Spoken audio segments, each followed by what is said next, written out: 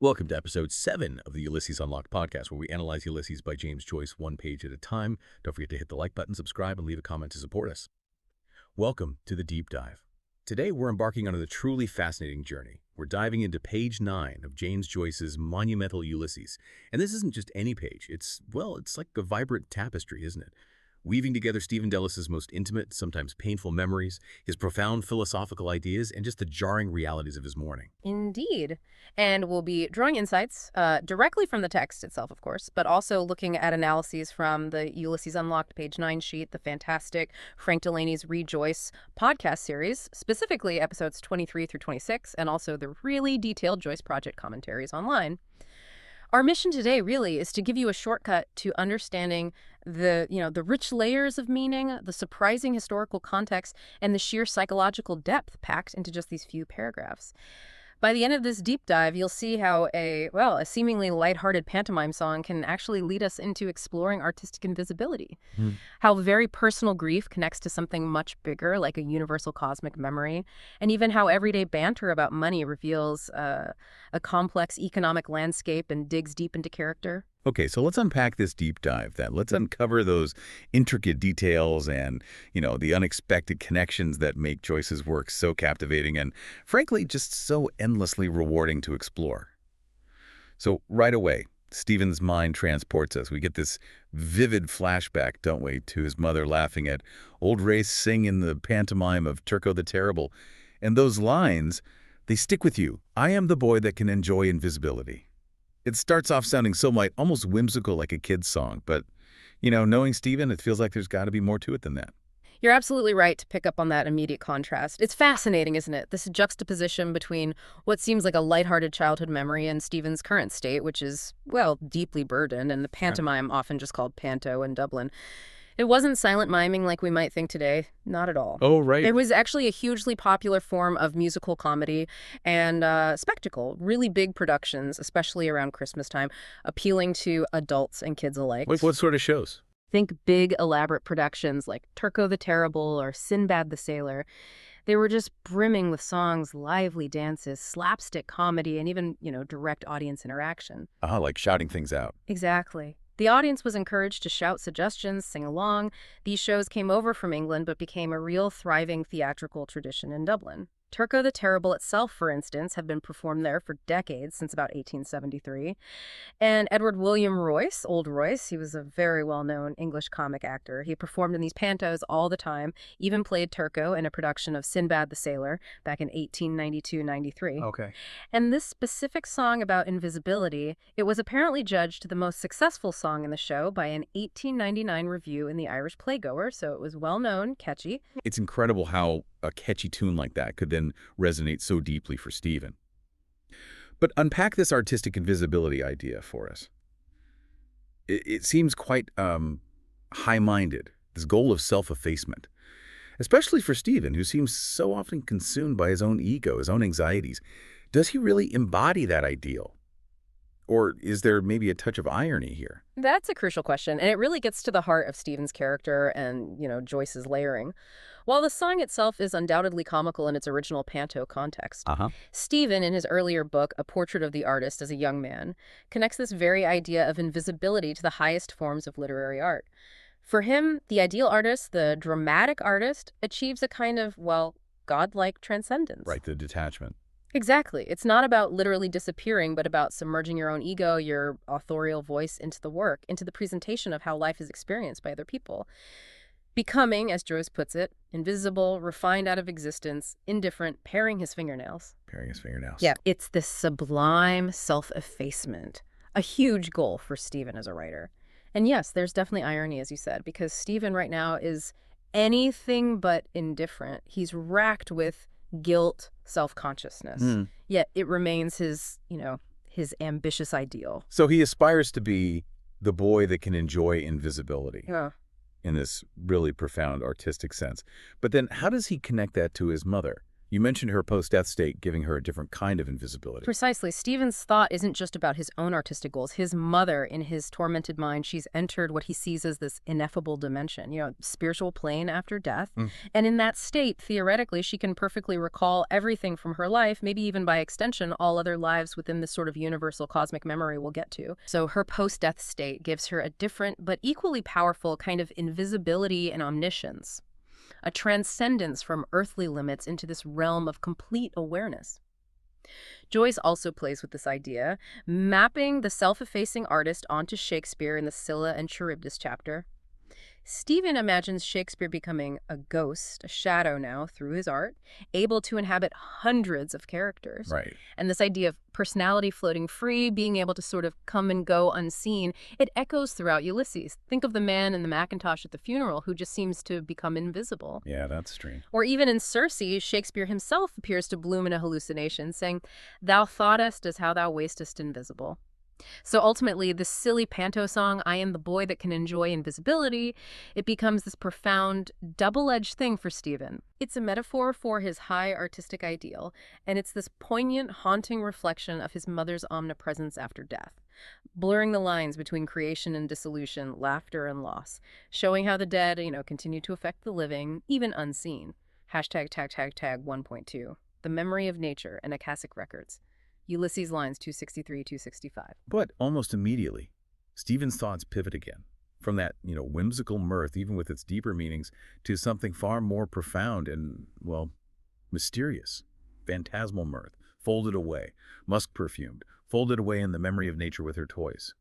What exactly is this memory of nature he's talking about here? It sounds beautiful, but complex, especially for someone grappling with grief. And for a book often seen as so grounded in reality, these quite mystical concepts really work. Are we meant to take Stephen's belief in them seriously? Right, and that's where it gets really interesting, because this isn't just some fleeting, quirky thought of Stephen's.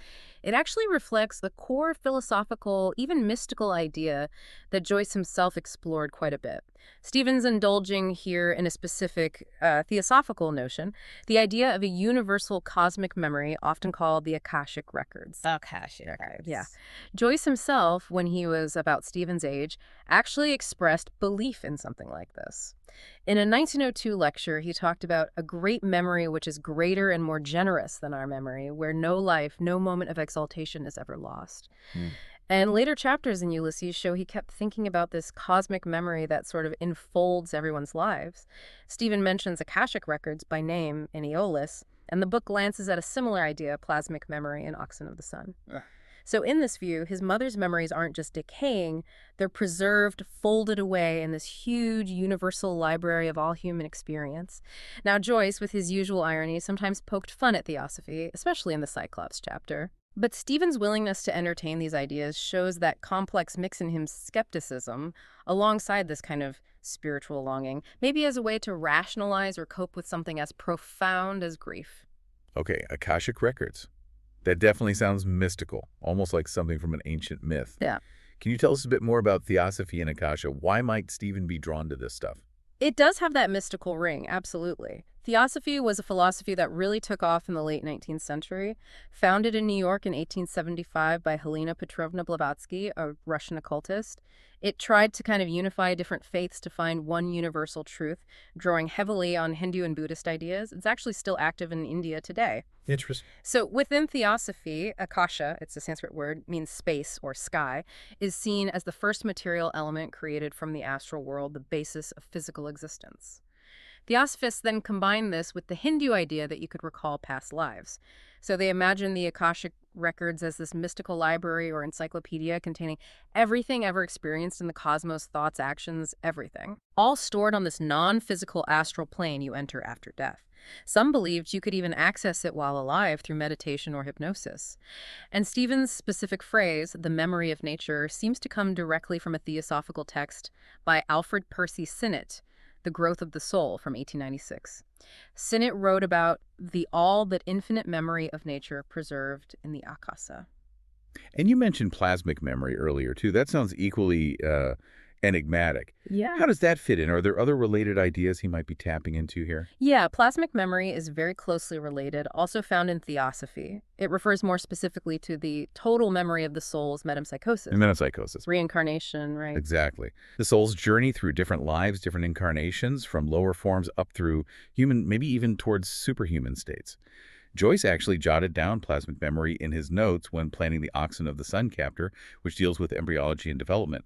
Just how deeply he engaged with these ideas, connecting them to life's origins. It even popped up in popular culture. There was apparently a lost silent film where characters shared a soul and experienced other lives through this plasmic memory. So whether it's memory of nature or plasmic memory, Stephen is imagining his mother's experiences aren't lost, but preserved, folded away in this vast cosmic library.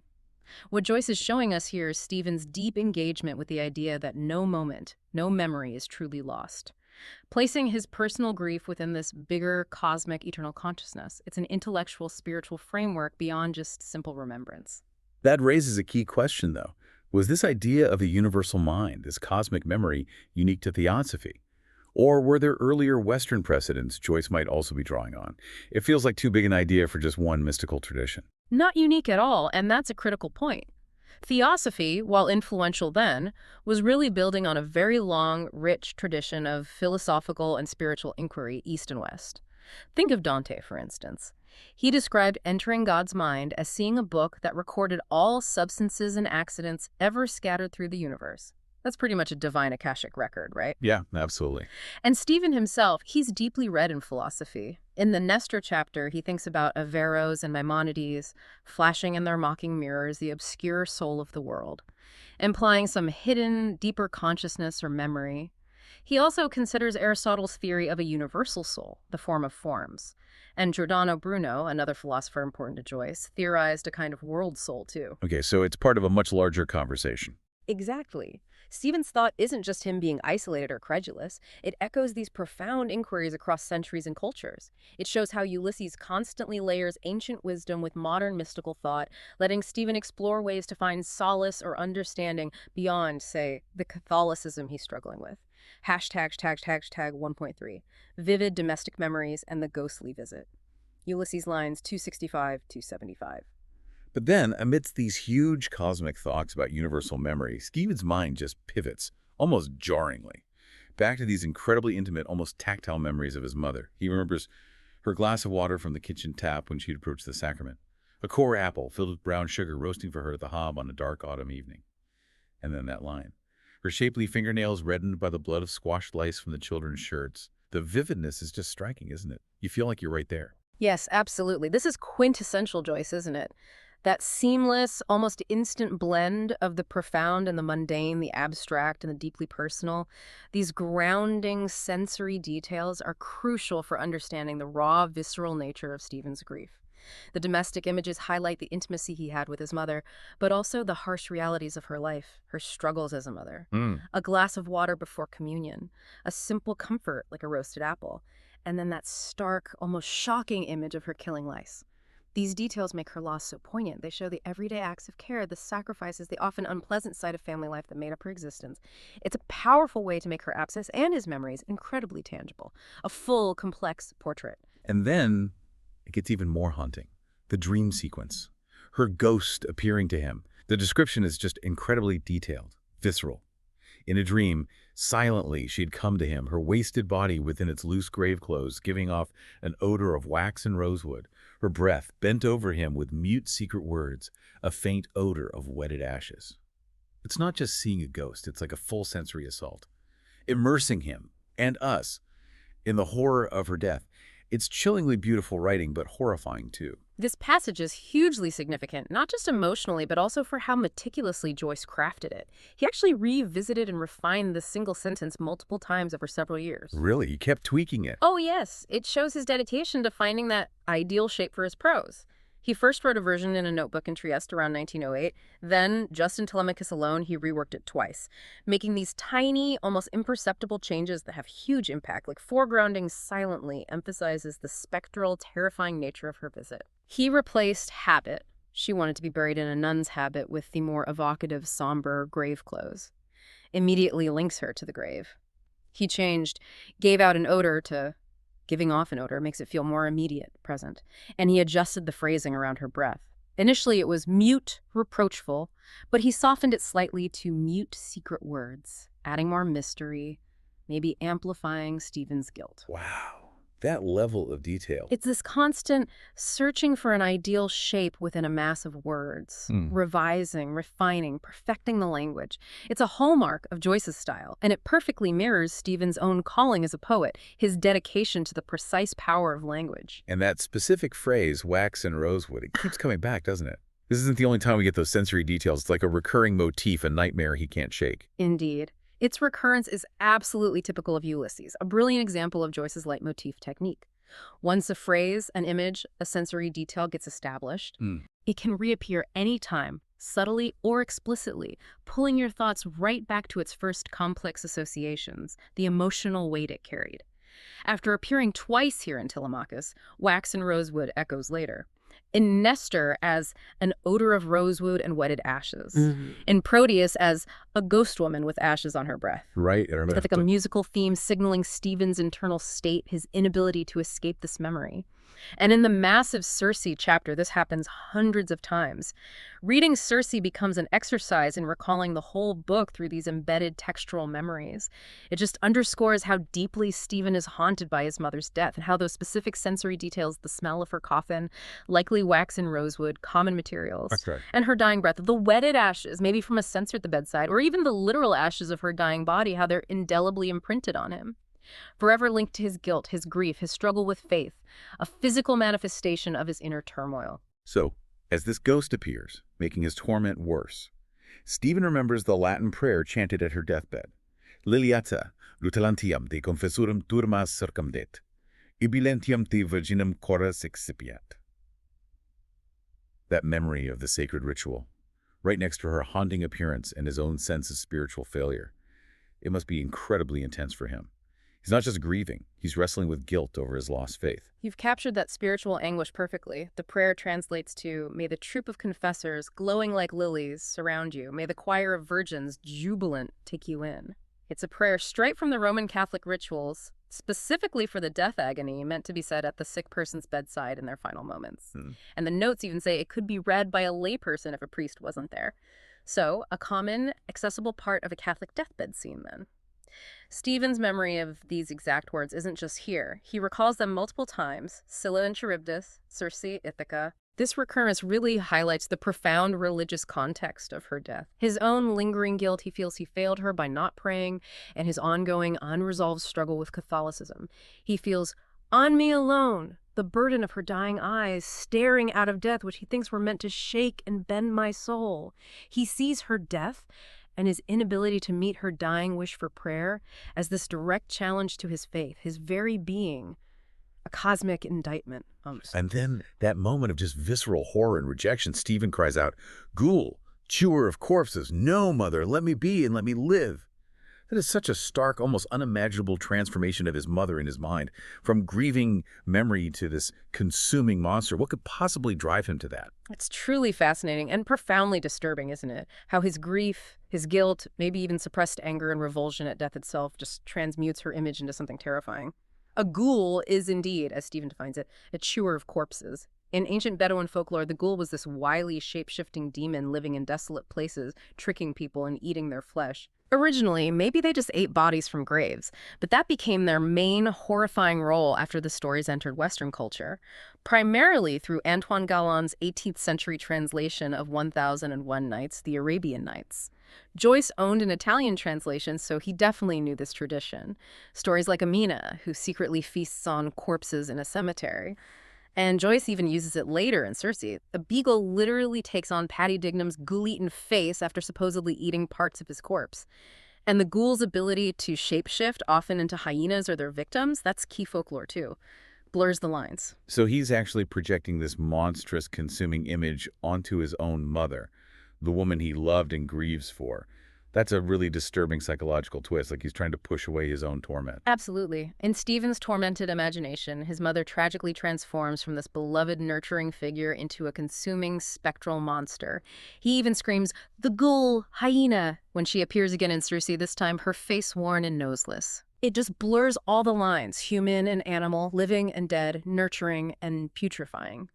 It's a vivid example of what the philosopher Julia Kristeva calls the abject. The abject. Yeah, something that horrifies and repulses us precisely because it's intimately connected to the self, something terrifying and familiar.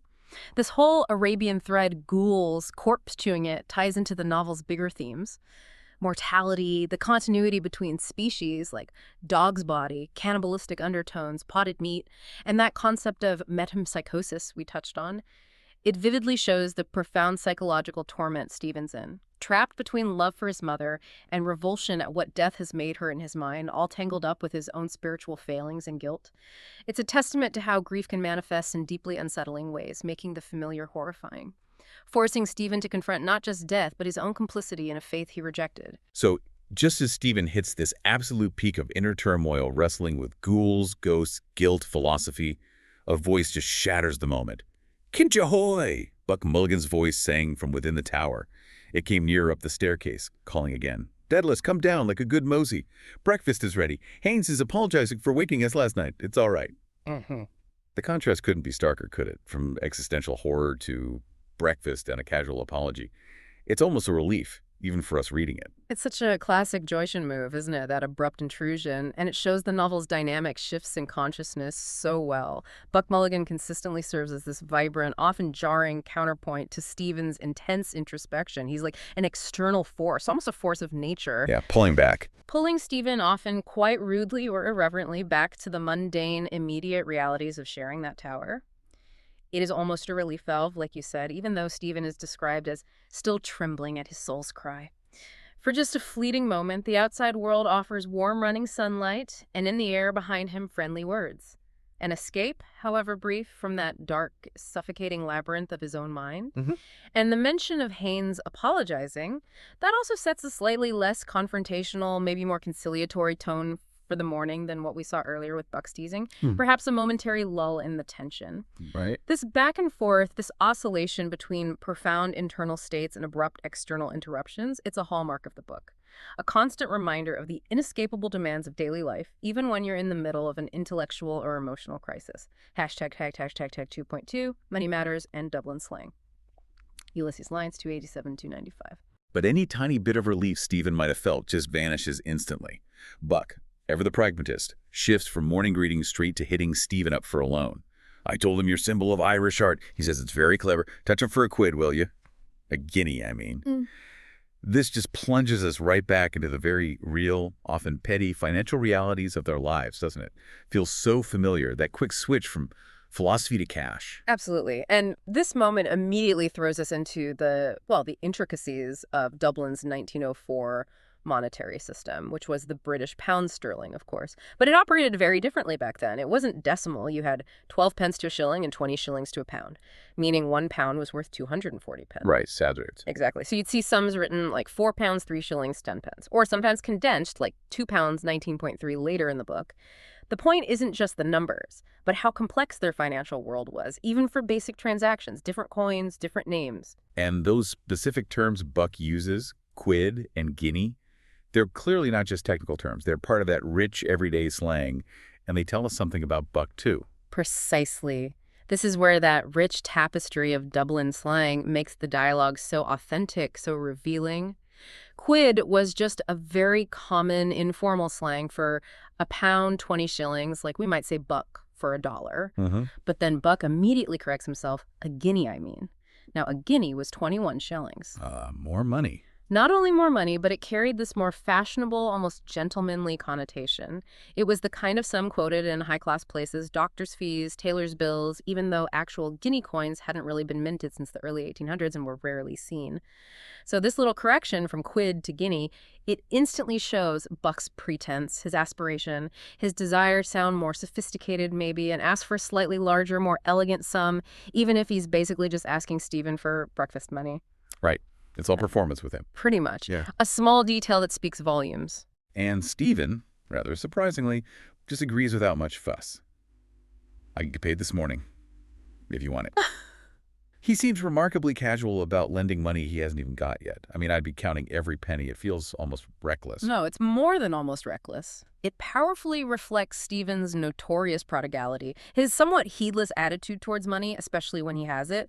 His monthly salary, we find out later in Nestor, is that's £3 12 shillings, which was actually a comfortable income in 1904 Dublin. You could live on less than £1 a week. Okay, so not bad then. Not bad at all. But he's described as wildly prodigal, especially on June 16th, and probably other days he has cash.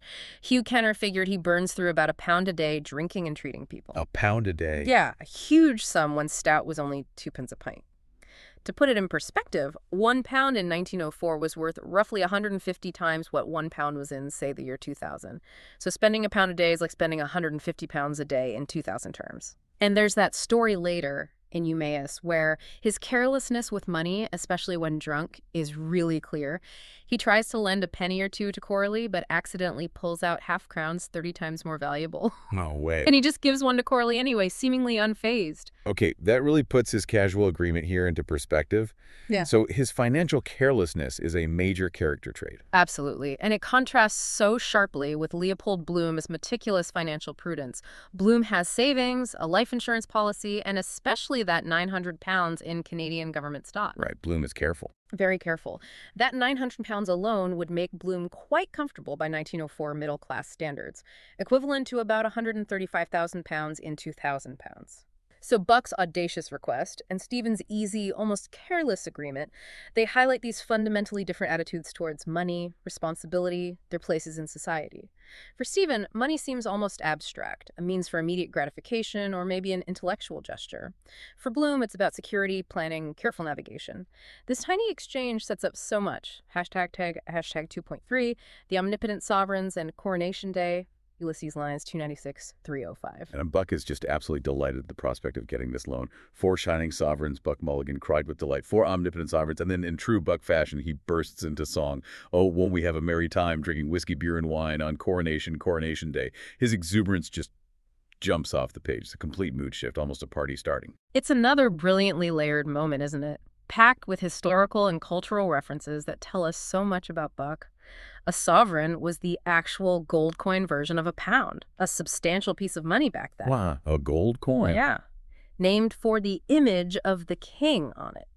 So Buck's enthusiastic, omnipotent sovereigns, it plays on that royal connection, giving the coins this almost divine, all-powerful quality. Not just because they're valuable, but because of what they can buy him. Alcohol, pleasure. And Coronation Day, that was a hugely popular drinking song from 1902, sung everywhere in England leading up to King Edward VII's coronation, perfectly captures that celebratory, hedonistic spirit. And interestingly, Coronation Day could also be slang for payday. Oh, really? Because pay was sometimes reckoned in crowns, which were 5-shilling pieces. So it's a clever linguistic twist. Buck's delight, the song choice, it all perfectly captures his hedonism, his immediate gratification, his characteristic irreverence. And he sings it out of tune with a Cockney accent. Does the accent matter, or is it just a throwaway detail about his singing? And why Cockney? Oh, the Cockney accent is definitely not throwaway. It adds another important layer to Buck. Cockney suggests this rough, working-class boisterousness, usually associated with East London. In this context, it could be Buck affecting it, a mocking exaggeration, a performance. It certainly contrasts sharply with Stephen's more refined intellectual manner and education. It just underscores Buck's performative nature, his tendency to mock or play act, often by adopting personas or accents. We even see King Edward himself intone the same song, with soft contentment in the surreal Circe chapter, showing how pervasive it was. But then Buck makes an even more curious remark, doesn't he? Shifting from the immediate pleasure of drink to something much older, we'll have a glorious drunk to astonish the Druids. It's quite a leap from pub songs to ancient priests. Druids. Yeah, what does that mean? He's gone from a pop song to ancient priests. Is it just Buck being Buck again, mocking tradition? Or is there more to it? I mean, Stephen is so steeped in Irish history. How does he react to this casual dismissal? In large part, yes, it's Buck being Buck, irredeemably irreverent, using humor to deflate anything serious or traditional. He uses Druid drum press later to mock the Yates sisters' publishing house and calls the sea god Manannán mac Lir Druid mouth in Circe, likely a jab at George Russell, A.E., who often played Druids in plays. Okay, so just mocking. That broad mockery is typical of him, using those playful diminutives like druidy to deflate weighty topics. However, as often happens in Joyce, there's usually a deeper resonance, even in Buck's flippancy. This comment, seemingly casual, takes us way back to pre-Christian Ireland. Druids were the incredibly influential priests in ancient Celtic societies. Highly honored, highly learned figures, priests, lawyers, judges, doctors, historians, advisors to kings. Wow, they did everything. Pretty much. They reportedly performed rituals in sacred oak groves. Now, early Christian literature, written by monks, tended to paint them as sorcerers casting spells, reflecting their diminished status after Christianity arrived in the 5th century. So Buck's casual, almost mocking reference to druidy druids fits perfectly with his general irreverence for tradition, authority, anything serious. But while Buck's just having a laugh, these druidy druids represent something really profound in ancient Irish spirituality. You mentioned metempsychosis earlier. Is there a connection there? There absolutely is. Ancient writers Julius Caesar, Greek historians, noted that the Druids believed strongly in reincarnation or metempsychosis, as we discussed. The soul's immortality, its cosmic wandering, many births, possibly influenced by Pythagorean ideas. So while Buck mocks, the concepts he brushes up against are profound, hinting at this ancient, cyclical view of existence. This belief in transmigration might subtly inform Mulligan's later lines in Oxen about being awakened from a vision, and how intensely regarding any object might be a gate to the incorruptible eon of the gods. Buck might be joking, but he's inadvertently tapping into a profound spiritual past that actually resonates with some of Stephen's own deeper interests. That's a fascinating contrast. Buck dismisses them, but Stephen's engagement is much more complex, more earnest. How does Stephen, steeped in Irish art and philosophy, relate to this, especially next to Buck's mockery? Feels like another clash, another layer in his complicated relationship with his heritage. You've hit on a critical distinction. Stephen's engagement is far more complex and earnest. While Buck uses druids for a quick joke, Stephen wrestles with this ancient heritage, trying to connect it to classical Shakespearean themes in his quest to forge a new vision for Irish art. In Scylla and Charybdis, Stephen ends a thought with that enigmatic phrase, "Cease to strive, peace of the druid priests of Cymbeline, hierophantic, from white earth and altar." Right. He's recalling lines from Shakespeare's play about pagan altars and peace, but the specific link to druid priests is his inference. The play doesn't explicitly mention them, and commentators debate what it means. Is it contemplative peace or dejection? David Weir argues it's dejection, since he has just been rejected by the high priests of Irish culture, like A.E. It shows Stephen battling his own sense of failure, his disconnection from his roots, that his mother's faith, the very traditions he wants to redefine. He's trying to find a meaningful place for ancient wisdom in a modern, often cynical world. And that internal struggle is worlds away from Buck's superficial jabs. It just encapsulates their fundamental difference. Buck, the cynical modern wit; Stephen, the anguished artist crushed by the weight of history and his own identity. Hashtag tag tafe outro. Wow, what an incredible deep dive into just, maybe half a page of Ulysses.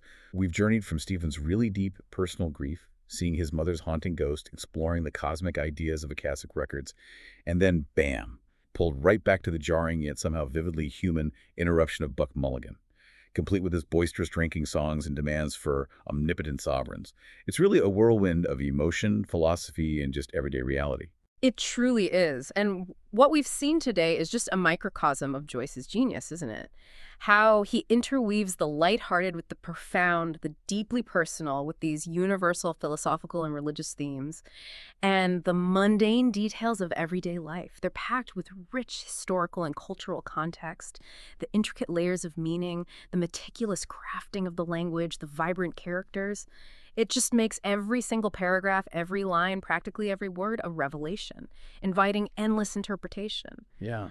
This deep dive really reminds us how much complexity and meaning can be found, not just in great literature, but maybe in the smallest details and fleeting thoughts of our own lives, too. Everything feels connected if you just look closely enough. It's truly amazing how just a seemingly simple memory of a silly pantomime song can spiral out into this sprawling exploration of artistic ambition, universal memory, the complexities of grief, faith, all before Stephen even finishes his morning routine. We really hope this deep dive has given you a valuable shortcut to being well-informed about the hidden depths packed into Ulysses. And maybe encourages you to look for those kinds of connections everywhere. So, what does all this mean for you, listening right now? Here's a provocative thought to leave you with. In your own life, how do those mundane, everyday interactions, maybe a friend's call, a simple transaction, a song you hear, how do they either pull you from or maybe ground you in your deepest, most private thoughts, your griefs, your philosophical musings? How do they shape that intricate tapestry of your own inner world, and what invisible stories might they be telling about you? Thank you for joining us on the deep dive. We look forward to exploring more with you next time.